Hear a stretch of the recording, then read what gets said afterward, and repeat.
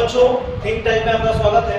आज हम लोग बायोलॉजी के फर्स्ट चैप्टर जनन के बारे में चर्चा करेंगे। ठीक है, जनन में मूलतः 4 चैप्टर हम लोग को डिस्कस करना है। सबसे पहला है जीवों में जन्म, रिप्रोडक्शन इन ऑर्गेनिज्म। सेकंड है पुष्पीय पादपों में जन्म, reproduction in flooring plants. Third है मानव जन्म, reproduction in human. And fourth chapter है जन्म स्वास्थ्य।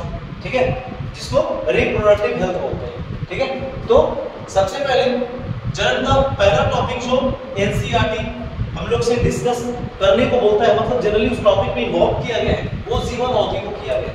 आखिर क्यों? तो समझिए, हर एक जीवों का अपना एक लक्षण है। जीव के पहचान क्या लक्षण हो सकते हैं? उसमें वृद्धि होता है, विकास होता है ना, संवेदनाएं होती है, उसका संगठन होता है। ठीक है, श्वसन क्रिया होती है, उत्सर्जन होता है ना, उपापचय क्रिया होती है। ऐसे ढेर सारे लक्षण है। इसमें से एक लक्षण क्या है? जनन।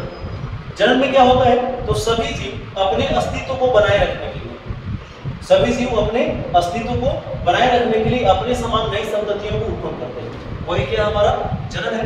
अच्छा, वो जो संतति उत्पन्न होते हैं, क्या वो जिंदगी भर रह जाते हैं? है ना।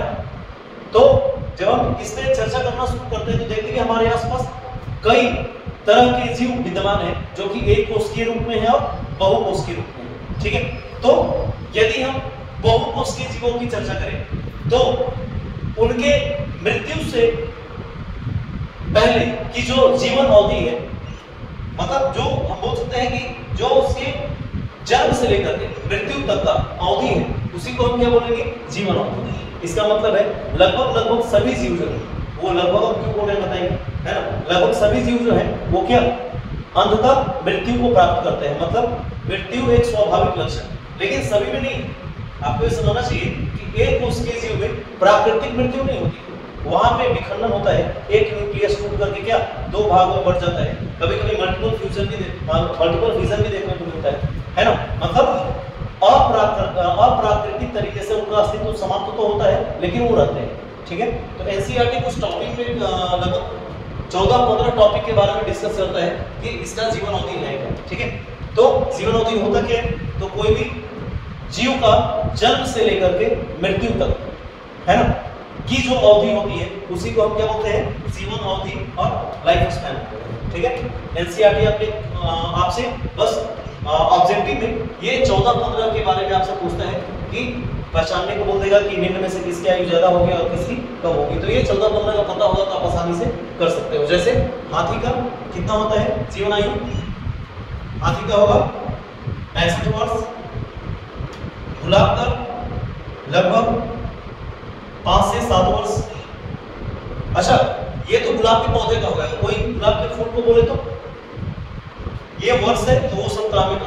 ठीक है, लगभग 5 से 7 सप्ताह तक सेम रह सकता है। ठीक है, कुत्ता का कितना हो जाएगा? तो 20 से 30 वर्ष के बीच होता है। कहीं 25 वर्ष 24 वर्ष कुछ भी दे देगा तो समझ लेना किसका है? कुत्ता का है। नेक्स्ट होता है तितली। ये 1 से 2 सप्ताह तक जीवित रहते हैं, मतलब इनका जीवन अवधि कितना होगा? 1 से 2 सप्ताह। नेक्स्ट है कौवा।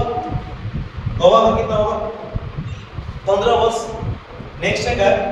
इसका होता है 15 से 25 वर्ष, कुछ भी हो सकता है। ठीक है, इसके बीच में ही रहेगा। जितना एनसीईआरटी बोलता है ना, उससे ज्यादा नहीं करना है। ठीक है, ये इसी में आपका क्वेश्चन घूमते रहेगा। नेक्स्ट है तोता, 140 वर्ष। अब सबसे ज्यादा लोग कंफ्यूज होते हैं इसी में। कौवा तो लगता है, तोता तो कौवा से भी छोटा लगता है ना, लेकिन जीवन अवधि देखिए कितना गुना बढ़ गया है ना। तो ज्यादा कंपैरिजन इसका ऑप्शन में मिलेगा, कौवा का और तोता का। ठीक है, ये आपका सबसे अच्छा सवाल है जो ऑब्जेक्टिव को उठा देता है। ठीक है, तो कौवा का 15 वर्ष और तोता का 140 वर्ष।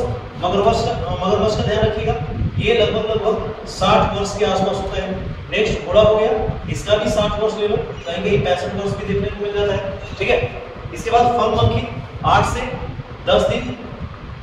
फिर धान या गेहूं, तो धान के लिए 3 से 4 भाग का ही प्रयोग किया मिलेगा और गेहूं के लिए 4 से 5, लेकिन दोनों के लिए हम कितना लेते हैं? 4 से 5 गुना लेकर सकते हैं। ठीक है, नेक्स्ट आपका कछुआ हो गया, तो ये लगभग 140 वर्ष। कभी कभी आपको कहीं पर 100 से 150 वर्ष भी देखने को मिलेगा, तो ये इसी के बीच में आता है, ये भी सही है। ठीक है, इसके बाद केला की बात करें तो ये लगभग 26 वर्ष इसकी आयु होती है। नेक्स्ट बरगद है तो 200 वर्ष। सिकोया ये लगभग आपका 3000 से 4000 वर्ष तक जीवित रहता है। इसके बाद भी यदि पीपल की बात करें तो ये आपका ये भी 2000 के आसपास हो जाएगा। ठीक है, तो कल के क्लास में हम लोग बच्चे जनन पे आगे चर्चा करेंगे।